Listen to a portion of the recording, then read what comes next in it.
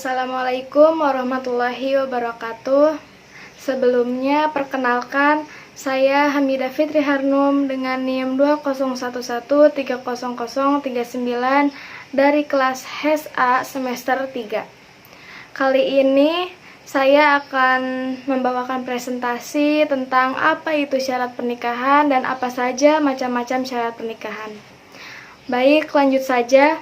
Materi pertama, apa itu syarat pernikahan? Sebelum ke materi macam-macam syarat nikah, saya akan menjelaskan apa itu syarat. Pengertian syarat yaitu huwa ma yatawaqqafu alaihi wujudu syai'in wa yakunu kharijan an haqiqatih, yaitu sesuatu yang harus ada dalam suatu perbuatan tetapi tidak termasuk ke dalam bagian perbuatan tersebut.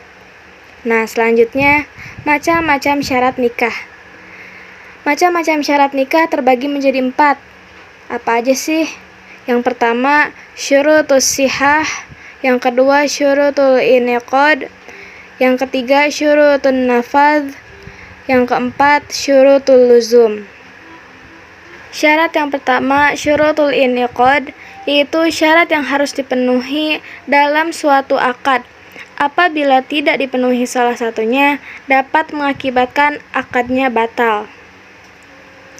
Nah, syurutul inqad ini terbagi menjadi 3. Yang pertama, syarat bagi 2 orang yang berakad, seperti mampu melaksanakan akad atau tamyiz dan mendengarkan ucapan masing-masing. Maka, jika 2 orang yang berakad tidak melakukan salah satunya, akan dapat mengakibatkan akadnya batal.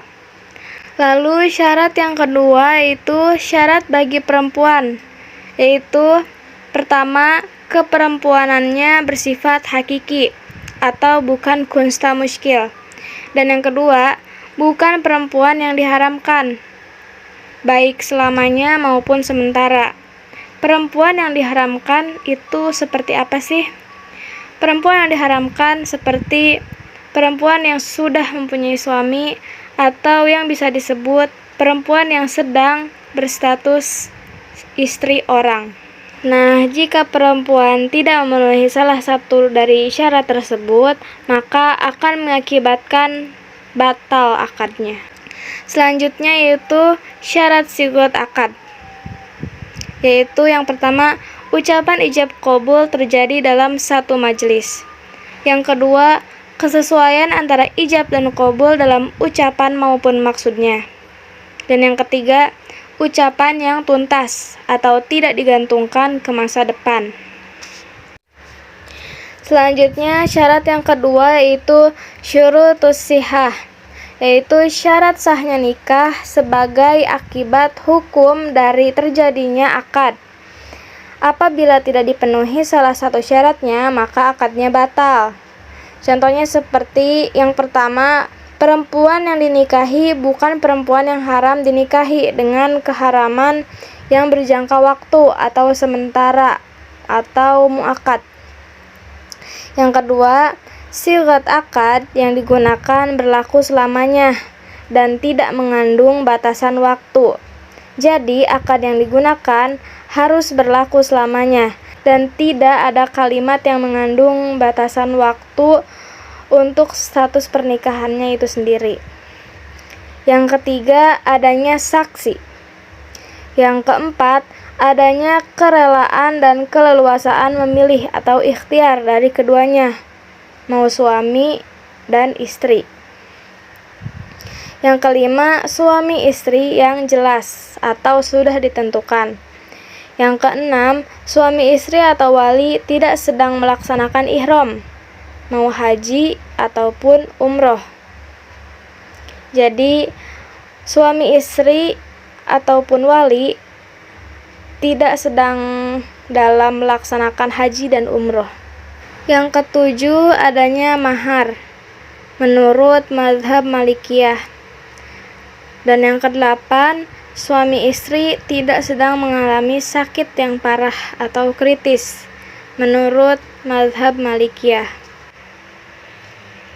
Syarat selanjutnya yaitu yang ketiga, syurutun nafadh, yaitu syarat lain yang perlu dilengkapi setelah syarat akad dan syarat sah dan mempengaruhi jalannya suatu akad.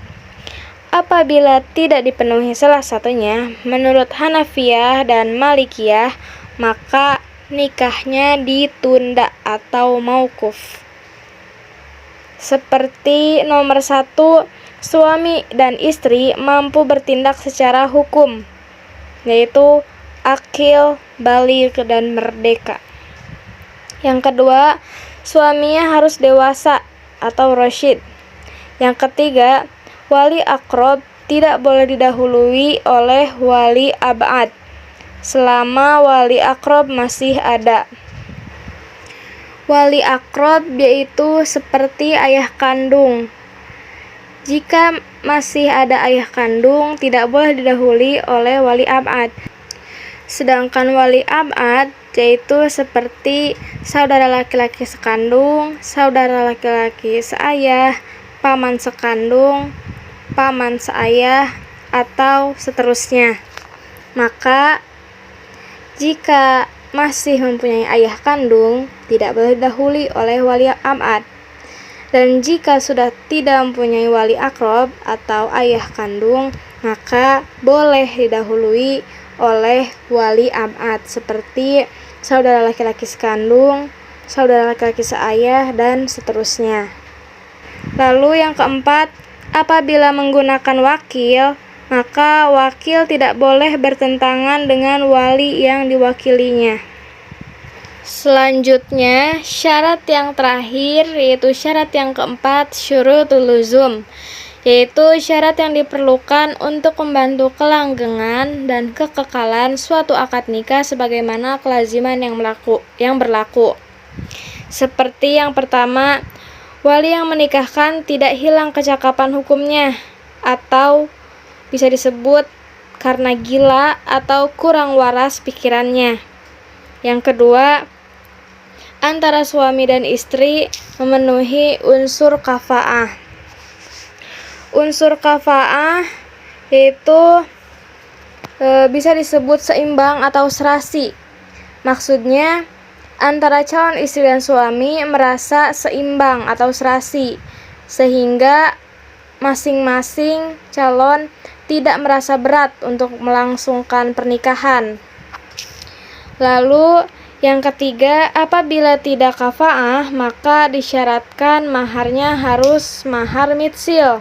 Mahar mitsil ialah mahar yang tidak disebutkan, atau bisa disebut mahar yang belum disepakati oleh keluarga terdekat sebelumnya, mengingat status sosial.